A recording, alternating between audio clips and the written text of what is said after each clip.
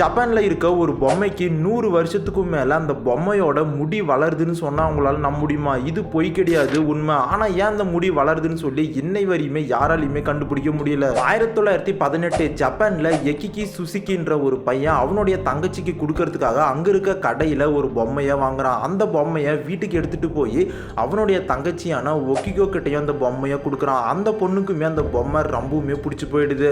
டெய்லியுமே அந்த பொம்மை கூட அதிக நேரம் டைம் ஸ்பெண்ட் பண்ணுறது, அந்த பொம்மை கூட சேர்ந்து விளையாடுறது, நைட்டு தூங்கும் போது கூட அந்த பொம்மையை பக்கத்தில் வச்சுட்டு தூங்குறது, எங்கே போனாலுமே அந்த பொம்மையை கூடையே எடுத்துகிட்டு போகிறதுன்னு சொல்லி அந்த பொண்ணுக்கு அந்த பொம்மை ரொம்பவுமே பிடிச்சி போயிடுது. ஒரு வருஷம் கழித்து அந்த பொண்ணுக்கு உடம்பு சரியில்லாமல் போகுது. அந்த பொண்ணுக்கு என்ன நோய் வந்திருக்குன்னு சொல்லி கண்டுபிடிக்கிறதுக்குள்ளேயே ஒரு சில மாதங்கள்லேயே அந்த பொண்ணு இறந்தும் போயிடுது. அந்த பொண்ணு இறந்து போனதுக்கு அப்புறம் அந்த பொண்ணோட ஞாபகார்த்தமாக அந்த பொண்ணோட சாம்பிளை எடுத்துகிட்டு வந்து அவங்களுடைய ஃபேமிலி அவங்க வீட்டில் வைக்கிறாங்க.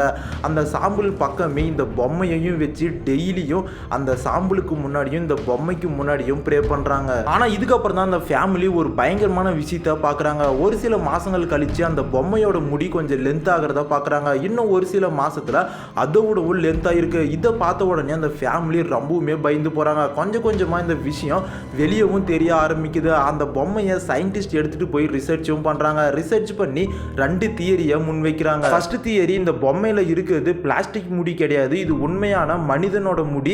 அந்த முடியை ஒட்டும் போது கொஞ்சம் முடியை மடித்து வச்சு ஒட்டியிருக்காங்க. அந்த கம்மோடைய ஸ்ட்ரென்த்து குறையிறதுனால தான் அந்த மடித்து வச்ச முடி எல்லாமே கொஞ்சம் கொஞ்சமாக வெளியே வருது. அதனால தான் இந்த முடி வளர்கிற மாதிரி நம்மளுக்கு தெரியுதுன்னு சொல்லியிருக்காங்க.